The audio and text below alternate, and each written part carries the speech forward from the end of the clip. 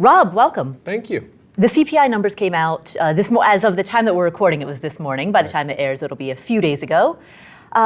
This week, the Fed is going to have their meeting at which they're widely expected to lower interest rates by probably 1/4 percentage point. Mortgage rates just made, and they're still high, but they just made their biggest 1 week drop of the past X amount of time, the past long amount of time. I forget the duration, but a significantly bigger drop in 1 week than it has in recent history. With all of this going on in the markets right now, where would you describe we are and where are we headed? Yeah, so it reminds me of the curse, may you live in interesting times. We kind of live in interesting times. So yeah, the inflation ticked up. It was a bit higher than the economists in the market was expecting. It wasn't, a huge jump. But the problem with that is we're also seeing soft employment numbers. And they released unemployment claims today as well, and they went up. And so the Fed has a difficult situation because their dual mandate is to keep prices in check, right, inflation, but also to keep people employed. And oftentimes, those two things are working at odds with one another. And of course, now people have started to use the scary word from the 1970s, which I'm old enough to remember, and that's stagflation, right? Oh. So growth is stagnating. Yeah. But normally, when that happens, prices come down, right? But sometimes they don't. Now, it's probably too early to say, that's where we are. But we can at least it's hinting at that. And so that gives the Fed a very difficult decision to make. If I were guessing, I would still say that they're going to lower the rate by a quarter percent, 25 basis points.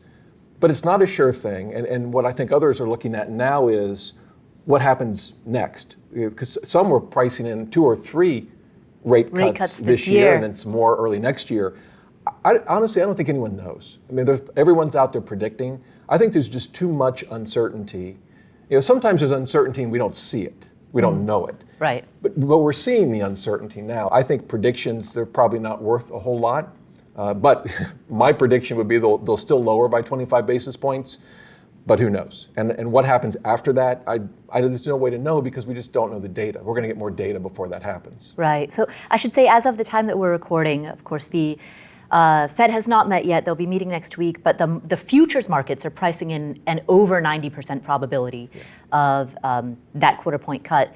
But you are right to, the Fed is meeting 2 more times this year. September is the first of the 3 additional meetings that they're going to have over the span of this year. I think it's September, I forget, one is either October or November, I forget which one, and then the other is December. So it is a little early to predict what's going to happen then. How do we square all of this with the fact that valuations in the stock market are still really high? Yeah, well, I think there's a couple of things about valuations. So when you look at the U.S. market as a whole, and the stocks have been going up, however, a lot of that is driven by just a handful of companies. The Magnificent Seven or whatever number it happens to be today. And the reality is they're doing extremely well. Their profits are just remarkable and their margins are just incredible. And so they're driving a large part of the market. When you look at segments of the market, think smaller companies, value, they're not priced as nearly as richly as those big companies, but because those large companies have such large market caps, and you're usually looking at a cap-weighted index like the S&P 500. That's why you're seeing all of that huge valuations. And at the same time, interest rates are still on the low side historically. I know they're not low like they were a few years ago, but asset prices often move inversely to interest rates. So you can almost think of interest as gravity keeping down the asset value. So if interest rates and inflation are high, asset values come down. When they're low, they go up. And so we still have that, I think, at play. And amidst all this uncertainty, there's still a very highly valued market.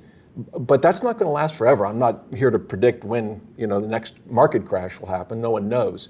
But if trees don't grow to the sky. The stock market just doesn't keep going up and up and up with these kinds of valuations. History tells us eventually you see some form of correction, and that will happen. We just don't know when. What would you say to people who argue that given that the fact that the Mag 7, or some might say it's now the Mag 6, is such a runaway outperformer, that means that the diversification that some will argue, quote unquote, used to exist in broad index funds no longer exists because of the fact that that index fund is so heavily weighted towards just a small handful of companies. So it's a couple of things here. It's true that if you look at the S&P 500, a handful of large companies make up, we'll say, 30%. And it's also true, though, that those large companies always make up a good amount of it. It's not always this much, but if you look back in time, there are various periods where, say the top 10 companies made up a really large percentage of the index. But shouldn't shock people. Historically, it happens, and yet we still see the long-term returns of the S&P 500. It's still a fairly diverse index, but yep, true enough, it is weighted that way right now. But it's also one of the reasons I don't think folks should put all of their stock investments in the S&P 500. It's why I think you should have international exposure. Maybe you should have some extra exposure to small companies, or maybe a little bit of exposure to value. Some would put some money in REITs, for example, right? So, it's highly focused on a handful of companies, but that doesn't mean your portfolio has to be. You can use other index funds to get more diversification. Do you have any broad rules of thumb in terms of preferred asset allocation? Well, a couple of things on stocks versus bonds. If you're a long-term investor, I was always about 90-10. Some will argue 100%. That seemed a little too rich for me. But others might say, well, 80-20, but it's a very stock-heavy portfolio. As you move towards retirement, I think most people probably want to move to somewhere in the 60-40 range. Depends on your circumstances. Some can tolerate more risk if they have a lot of Social Security and pension income, for example, but somewhere in the 60-40, 70-30 range. Within those types of assets, though, I really think international exposure is important. And at least I don't think there's one answer to it. In my portfolio, I have about 20% allocated to international. I think some extra exposure to small cap or even mid cap beyond just a total market fund can be useful. I don't think it's required. People can keep it simple if they want, but I have some exposure to small cap. The thing I would say about bonds is that I do think it's important to have both inflation-protected bonds, TIPS. You could use I bonds as well, but it's harder to purchase and you're limited. And nominal, traditional Treasuries or investment-grade corporate bonds. I think a mix of those two, inflation-protected and then regular bonds, is important, particularly given all the uncertainty around inflation. Is that because of the higher coupon payout? Well, so the way I think about TIPS is it's like a regular bond, but you're also buying an insurance policy against rising prices, right? But that insurance policy isn't free. You've got to pay for it. You pay for it through a lower yield. Right. And then the question is, okay, well, is that policy going to pay off? Well, it depends. If inflation turns out to be higher than the market thought, yeah, you're glad you're in TIPS. If it turns out to be lower than the market thought and you don't make up that difference in yield, yeah, you kind of wish you weren't in TIPS. And so then they say, well, okay, Rob, what's it going to be? I don't know. So that's why I just bet on both. Hedge the bet, split the difference. Right. You mentioned Social Security. Yeah. We know that the Social Security, I guess there's two Social Security trust funds.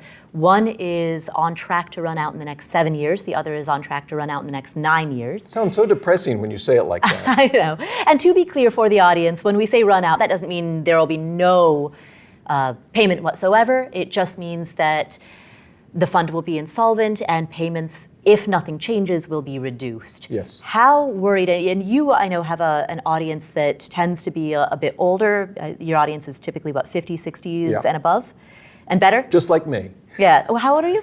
58. 58. I look older, but I'm 58. You don't look a day over. Oh, please. What, over 70? How concerned are you about the future of Social Security? I'm not concerned about the future. There will be money there because even if the fund runs out, then they'll simply distribute what they get from payroll. And the last number I heard is it would be about 77%. It may have changed a little bit.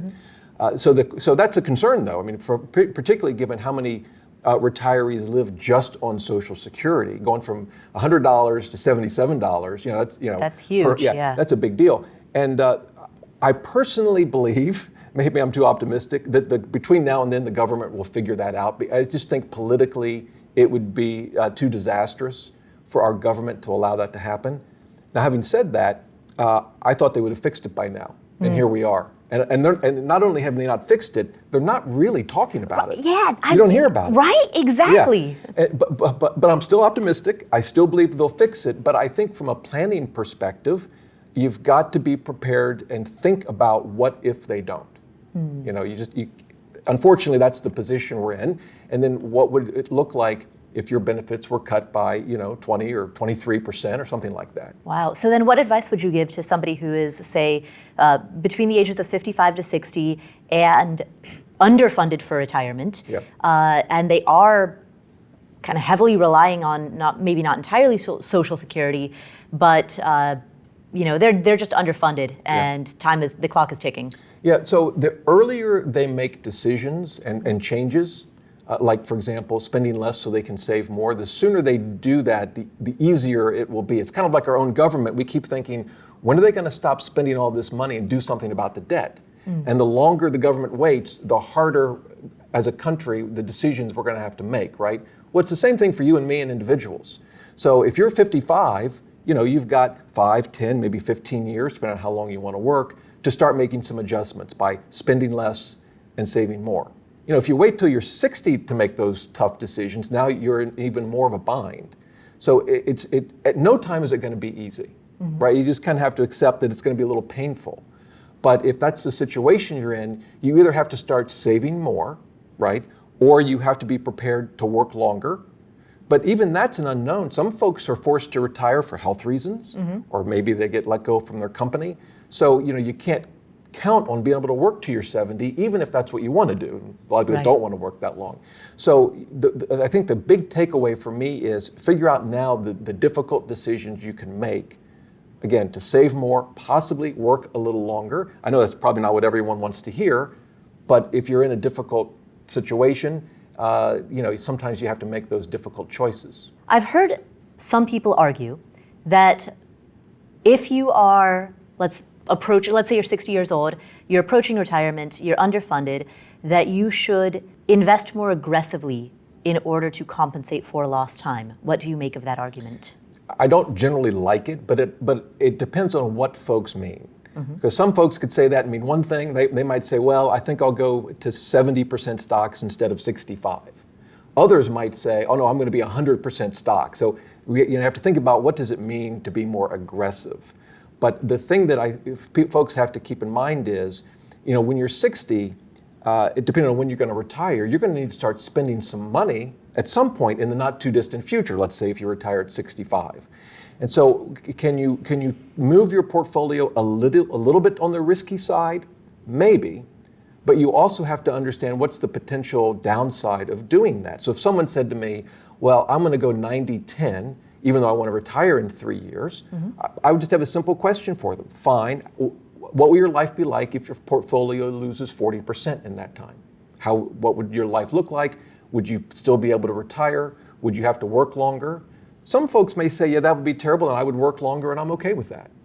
Others would say, what? 40%? No, thank you. So it really depends on the specific individual, what they mean by being more aggressive, but most importantly, how would they handle the possible downside consequences of that investment decision? Let's take the conversation. We've been talking about people who are in their 50s and 60s. Let's now turn the conversation to the other side of adulthood, people who are in their 20s or early 30s.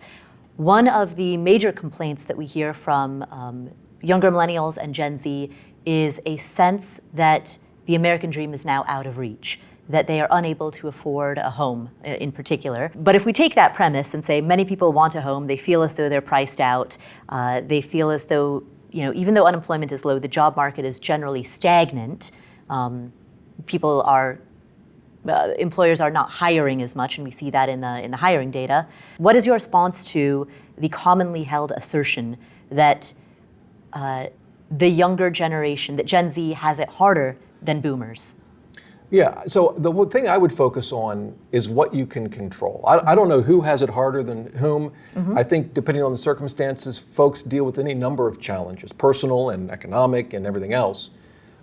My focus is always what is it that you can control? You can't control the broader economy. You can't control whether Some other generation has it easier than you do. But you can control a lot of things in your life. You can control what kind of education and training you get, at least to some degree, what kind of work you want to do, how you want to spend your money, whether you want to buy a house or not. I mean, that's not the only way to, I think, live the American dream. That's my own view, although I should say I own a home, so maybe I should shut up about that issue. But you can control a lot. And I think the folks that see their way through are those that focus on what they can control and to actually step by step, day by day, make good decisions about those things rather than focusing on the more macro issues, this generation versus that generation or the economy, which frankly, they have no control over. What would that mean as an action plan for, let's say, a 25-year-old? In the next 5 years, they'd like to buy a home and get married and have their first child. And they're looking at the down payment required, the cost, even if they don't have a lavish wedding, the cost of even just a simple one, the cost of childbirth, the hospital bills associated with that. You know, how does a 25-year-old making $60,000 a year start to approach that? So this is going to be easy for me to say sitting here in this nice room talking to you and not out in the real world at the moment dealing with all of the issues you've just described. But they have to make some tough choices. They have to decide what's most important to them. Because no matter where you are in life, most people can't have it all. That's just a reality. So what's more important to you? The job you have, or perhaps a different job that you might not like as much that makes more? Or maybe a job you do love makes a little less. What's more important? Is it more important to start a family or to buy a home? Now, maybe you can do both, but maybe you can't. And what's most important to you? And in terms of just your daily living and the way you spend money, for example, your question about buying a home, if that's your number one priority, you may have to make changes about where you currently live and the rent you're paying and how you're spending the money that you make. And you may have to make some really serious sacrifices so that you can save up for the down payment. Some folks don't want to do that, and that's okay. But there are folks out there that do. They make a lot of sacrifices with their daily life so that they can have another child if that's their priority and the money that comes with it, the expenses. We all know it's not cheap, or to buy a home. I'm certainly not going to sit here and say these things are easy. And we don't always make the right decision. Sometimes in hindsight we think, maybe I would have done things a little differently. That's called life, and you learn from that and you try to make better decisions the next day. You mentioned earlier that you don't like to make predictions, but I'm going to ask you to do so anyway. As we head into 2026, do you have any broad predictions around how you think the economy will unfold in that year? Right now, if you just look at the recent past and you look at the economy, you see a job market that's not bad, but softening. You see inflation that isn't running out of control, but kind of ticking up a little bit. And to me, I think we're going to see it kind of move in that direction generally. Now, what's going to happen, though, is I guarantee you, here's the prediction. Sometime between now and next year, right, or early next year, maybe mid next year, something absolutely, totally unexpected is going to happen. And it's going to change it. It's going to change all of these predictions. And if you go back a few months, folks were saying tariffs are going to cause a tremendous amount of inflation. I would have been one of them. It kind of makes sense. You know, you raise effectively taxes on goods. Shouldn't that increase the price? It hasn't happened. Now, some say it will happen, that there are reasons it hasn't happened yet, but it's coming. I don't know. But things that happened over the last few months surprised a lot of folks, surprised a lot of economists. So while I can look at what's happening now and kind of generally feel that that's the trend that we'll see over the next few months, my biggest prediction is something unpredictable is going to happen. It may not be huge, but it'll be enough to change things in a way that you and I probably couldn't have predicted.